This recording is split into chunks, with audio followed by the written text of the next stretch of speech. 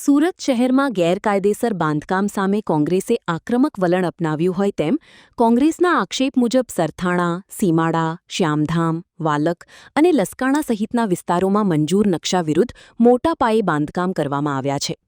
આક્ષેપો અનુસાર અનેક બિલ્ડિંગોમાં યુઝ સર્ટિફિકેટ મેળવ્યા વિના જ રહેણાંક અને વ્યાવસાયિક ઉપયોગ શરૂ કરી દેવામાં આવ્યો છે. એટલું જ નહીં, ગેરકાયદેસર રીતે પાણી, ગટર અને વીજળીના કનેક્શન પણ આપવામાં આવ્યા હોવાનો દાવો કરવામાં આવ્યો છે. આ જોઈ લેજો, પોલીસ વાળાઓ આયા પરમિશન માંગવા મેં દીધી હતી, પરમિશન નથી ભરતા અને બંધ કરાવી દે છે. હજી તો બેસે છે. તો આવી રીતના પોલીસને આ જે રીતની ગેરકાયદેસર કોટેજ ઇન્ડસ્ટ્રી બની રહી છે આ વિસ્તાર રેસિડેન્ટમાં બની રહી છે અને આ સુરત મહાનગરપાલિકાના અધિકારીઓએ આ બેફામ ગેરકાયદેસર રીતે બનવા દે છે અને આજે સમગ્ર સોસાયટીના વિરોધમાં હતા, પણ પોલીસે પરમિશન નથી આપવામાં આવી. અમે 5 દિવસ પહેલા પરમિશન માંગી હતી, પરમિશન આપવામાં નથી આવી.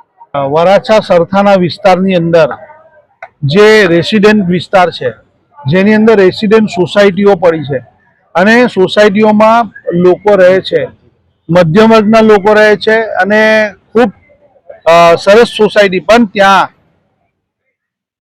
જે સોસાયટીની બાજુમાં કોટેજ સોસાયટીઓની પરમિશન, જે પરમિશન જ નહીં હોવી જોઈએ અને તે પણ એકદમ ગેરકાયદેસર, જે ડીએલઆરના નિયમ મુજબ એના માર્જિન છોડવામાં આવતા હોય છે, એની જે વ્યવસ્થા કરવાની એ જરા પણ નથી.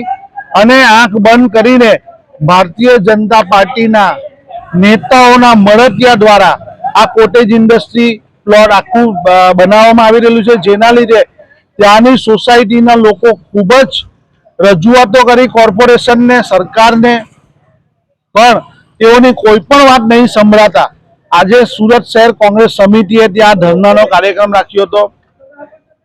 અમારા આગેવાન જ્યોતિબેન, સુચિત્રા, હંસાબેન, ચંદુભાઈ અને તમામ આગેવાનો ત્યાંના જે સોસાયટીઓના પ્રમુખો, સેક્રેટરીઓની સાથે ત્યાં ધરણા પર બેસવાના હતા, ત્યારે પોલીસ દ્વારા તાત્કાલિક તેમને અટકાયત કરી દેવામાં આવી, ડિટેન કરી દેવામાં આવ્યા અને તે લસકાણા અને સરથાણા પોલીસ સ્ટેશનની હદ હતી, પણ તેઓને અહીંયા અશ્વની કુમાર પોલીસ સ્ટેશન લઈ આવવામાં આવ્યા.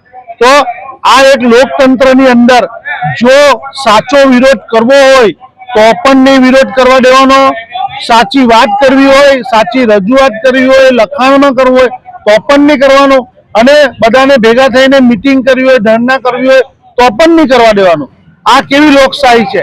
અગર આ લોકશાહી આ રીતની ચાલતી રહેશે તો કોંગ્રેસ પાર્ટી એક મોટું જન આંદોલન ઊભું કરી અમે આ પ્રશાસન સામે અમે ગાંધી ચિંધ્યા માર્ગે આંદોલન કરીશું અને કોર્ટમાં જવાની જરૂર પડશે તો કોર્ટમાં જશું. પણ આ મધ્યમ વર્ગને કોઈ પણ જાતની તકલીફ પડશે તો કોંગ્રેસ એની સાથે રહેશે. કોંગ્રેસે વધુમાં આરોપ લગાવ્યો છે કે આવા બાંધકામોના કારણે સુરત મહાનગરપાલિકાને એફએસઆઈ સહિતની આવકમાં કરોડો રૂપિયાનું નુકસાન થઈ રહ્યું છે, જ્યારે રહેણાંક વિસ્તારોમાં નિયમોના ભંગ સાથે કોટેજ ઇન્ડસ્ટ્રીઝ પણ ધમધમી રહી છે. કોંગ્રેસે તમામ ગેરકાયદેસર બાંધકામોને તાત્કાલિક તોડી પાડવાની, યુઝ સર્ટિફિકેટ વગરના બિલ્ડિંગોને સીલ કરવાની અને ગેરકાયદેસર પાણી, ગટર તથા વીજળીના કનેક્શન કાપવાની માંગ ઉઠાવી છે. વિરોધ પ્રદર્શન દરમિયાન પોલીસ દ્વારા કોંગ્રેસના અનેક કાર્યકર્તાઓની અટકાયત કરવામાં આવી હતી. હવે આ મુદ્દે મહાનગરપાલિકા અને પ્રશાસન શું કાર્યવાહી કરે છે તેના પર સૌની નજર છે.